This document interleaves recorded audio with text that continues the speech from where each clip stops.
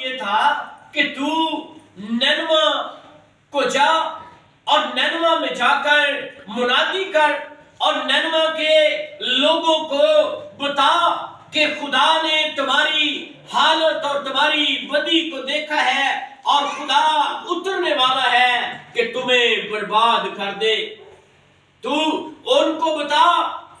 اور یونا نے وہاں پر کلام لکھا ہے کہ خدا کے حکم کو نہ مانا اور خدا کے حکم کو اس نے اگنور کر دیا.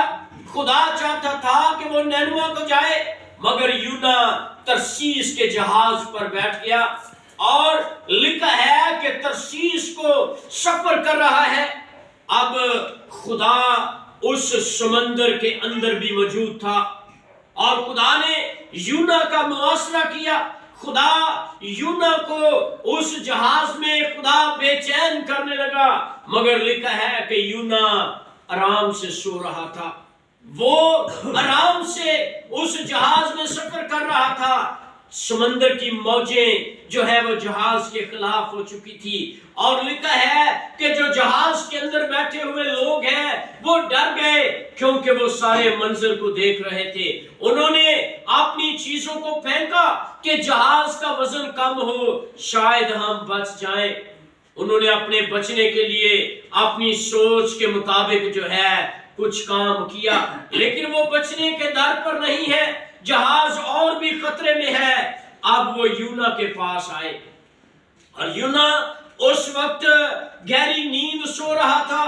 اس کو خبر نہیں تھی کہ میں اور میرے ساتھ بہت سارے لوگ جو ہیں وہ مر جائیں گے.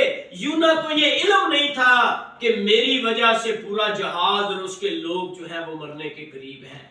ان لوگوں نے اس کو اٹھایا اور کہا کہ اے بھائی اٹھ, اے دوست اٹھ, تو کیوں گہری نیند سویا ہوا ہے؟ ہم تو سب مرنے والے ہیں. آج دنیا کے اندر بھی بہت دفعہ انسان گہری نیند میں سویا رہتا ہے اور اس کو پتا نہیں ہے کہ میرا گھرانہ, میرا خاندان جو ہے وہ تباہی کے دراہے پر کھڑا ہے.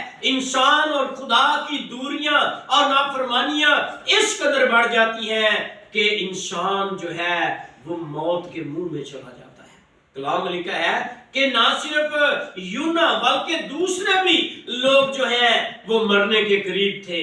اس وقت فیصلہ کیا گیا, کھرا ڈالا گیا اور یونا کو سمندر کے اندر پھینکا گیا. اب خدا جو ہے اس کا فضل جو ہے اور خدا کی بھلائی جو ہے ہمیشہ خدا انسان کے ساتھ ہے. خدا جو رحم کرنے والا ہے, خدا جو قہر کرنے میں دھیما ہے اور وہ ہر ایک پر رحم کرتا ہے.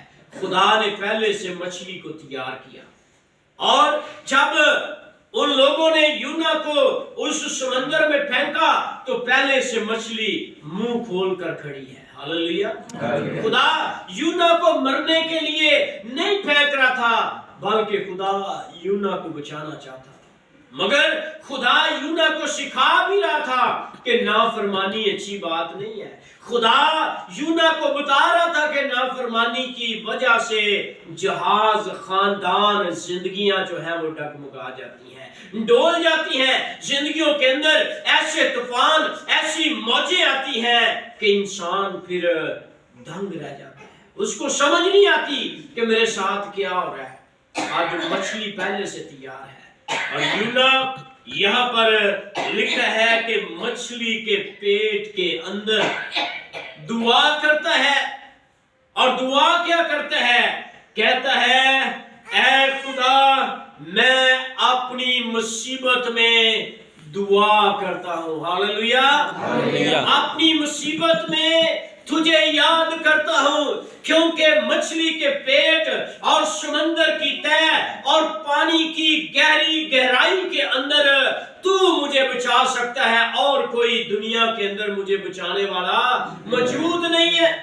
میں اتھوں منگنا جتھوں راجے بھی.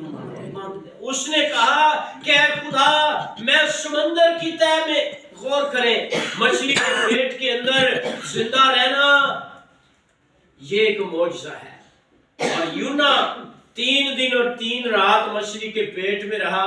اتھے کوئی ڈشاں تیار نہیں سن ہوتے لئی. मैं समझना, मैं सोचना कि यूना भी 3 दिन 3 रात रोजे च रहा होगा। Hallelujah, hallelujah. और उस रोजे में और उस मुसीबत में और उस दुख में उसने दुआ की और दुआ करता है, ऐ खुदावंद मैं अपनी मुसीबत में खुदावंद से दुआ करता हूं, मैंने पताल की तह से दुहाई दी, तूने मेरी फरियाद को सुन लिया है। ये उसका ईमान है कि खुदावंद मैं दुआ करता हूं, तूने मेरी सुन ली है। ऐ खुदावंद मैं मुसीबत में, मैं समंदर की तह में, मनोमन पानी के नीचे से मैं तेरे आगे से मिन्नत करता हूं। बीमारी कितनी बड़ी क्यों ना आ जाए, मुश्किल कितनी बड़ी क्यों ना आ जाए, हमें मुश्किलें दबा क्यों ना ले, हम गहराई में चले जाएं, कितना भी नीचे क्यों ना गिर जाएं, जब हम खुदा से सच्चे दिल से खुदा के सामने दुआ करते हैं तो खुदा हमें उठा लेता है। हालेलुया, मैं चाहता हूं यीशु के लिए तालियां हमें उठा लेता है। उसी वक्त समंदर की तह में से यूना की दुआ खुदा के हुजूर मकबूल हो गई और खुदा ने यूना अब मछली को हुक्म दिया कि यूना को नैनवा की सरहद पर उबल के आ जा, इसको वहां पर छोड़। सही सलामत नैनवा की सरहद पर यूना पहुंचा दिया गया। अब उसने खुदा के हुक्म के मुताबिक काम करना शुरू कर दिया। हम मुसीबत में क्यों ना हो, हम परेशानी में क्यों ना हो, जब हम अपने खुदा के हुजूर दुआ करते हैं, जब अपने खुदा के हुजूर मिन्नत करते हैं, तो मेरे अजीजों खुदा हमारी जिंदगी को बदल देता है। यूना ने मुनादी की और नैनवा के लोगों ने भी तौबा कर ली। Hallelujah, hallelujah. लिखा है कि हर बादशाह से लेकर अदना तक, अदना से लेकर आला तक, बच्चों से लेकर बूढ़ों तक, जवानों तक, सब ने अपने खुदा के हुजूर में रोजा रख लिया, दुआ करना शुरू कर दी और उन्होंने कहा कि शायद खुदा अपने गजब से बाज आए। जब मुसीबत आए, जब दुख आए, जब परेशानी आए, तो खुदा ही है जो हम पर ये बुलाए हमसे दूर कर सकता है, इस गजब को दूर कर सकता है, बीमारी को दूर कर सकता है।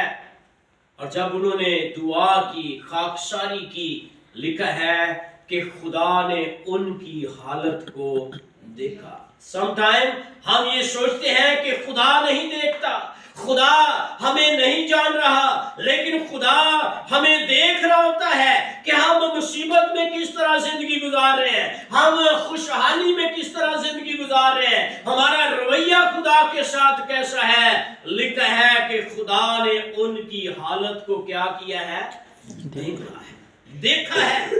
खुदा देखता है, खुदा गौर करता है। बहुत दफा हम इग्नोर खुदा को कर देते हैं, लेकिन खुदा हमें देख रहा होता है।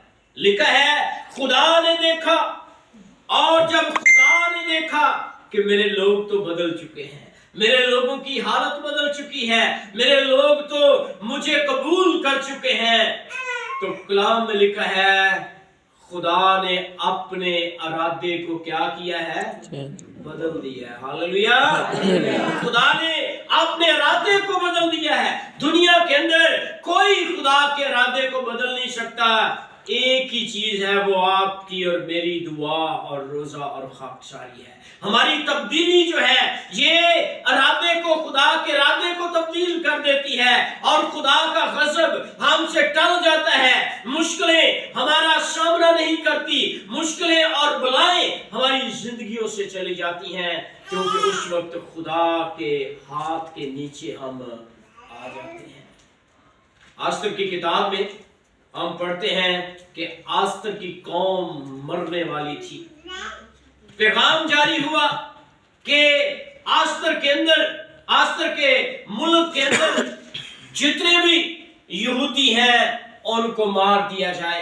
एक खत, एक फरमान जारी हुआ, मौत का पैगाम था। लेकिन जब लोगों ने दुआ की, लोगों ने रोजा रखा, तो लिखा है कि एक और फरमान जारी हुआ जो जिंदगी का फरमान था। आपकी दुआ, आपका रोजा, आपका इकरार, आपकी तब्दीली जो है वो موت کو زندگی کے اندر تبدیل کر دیتی ہے۔ ہم مرنے والے کیوں نہ ہوں، ہم زندہ ہو سکتے ہیں۔ ہماری حالت خراب کیوں نہ ہو، جب ہم خدا کے قدموں میں آ جاتے ہیں تو خدا ہمیں شادمانی اور خوشی دیتا ہے۔ پیغام موت کا پیغام ہے، زندگی میں بدل گیا۔ حزقیہ بادشاہ، موت کا پیغام آیا اس کے لیے۔ یشایہ کو خدا نے کہا جا کر پیغام دے کہ تو مر جائے گا، اپنے گھر کا بندوبست کر لے۔ لیکن حزقیہ دعا میں جھک گیا، کہتا ہے خدا میں مرنا نہیں چاہتا، میں تیرا بندہ ہوں، میں تیرے ساتھ چلتا رہا ہوں، میں کامل زندگی گزارتا رہا ہوں، میں راست زندگی گزارتا رہا ہوں۔ خدا نے ارادہ بدل لیا، خدا نے کہا اس کی عمر 15 سال بڑھ گئی ہے۔ کب؟ جب ہم بدلتے ہیں، جب خدا کے حضور میں آتے ہیں، جب خدا پر بھروسہ کرنا شروع کر دیتے ہیں، جب ہم اپنی ایمان کی آنکھ سے خدا کو دیکھتے ہیں، ہم اپنی آنکھیں اس پر لگا لیتے ہیں۔ زبور کی کتاب میں لکھا ہے خداوند میں مسرور رہ تو وہ تیرے دل کی مرادیں پوری کرے گا۔ اپنی راہ خداوند پر چھوڑ دے تو وہ تیرے راستے میں تیرا مددگار ہوگا۔ اپنی آس اس پر رکھ، وہ تیرے سارے کام کرے گا۔ تو اس لیے میرے عزیزو، ہمیں خدا پر ایمان اور بھروسہ رکھنا ہے۔ یونا نے مصیبت کے اندر دہائی دی ہے، دعا کی ہے، اور خدا نے اس کو جو ہے بچا لیا ہے۔ خدا نے اس کی زندگی میں معجزہ کیا ہے، اور وہ گہرائی میں سے، پانی کی گہرائی سے، سمندر کی تہہ سے لکھا ہے کہ نینوا کی سرحد پر جو ہے مچھلی نے اس کو بچا دیا۔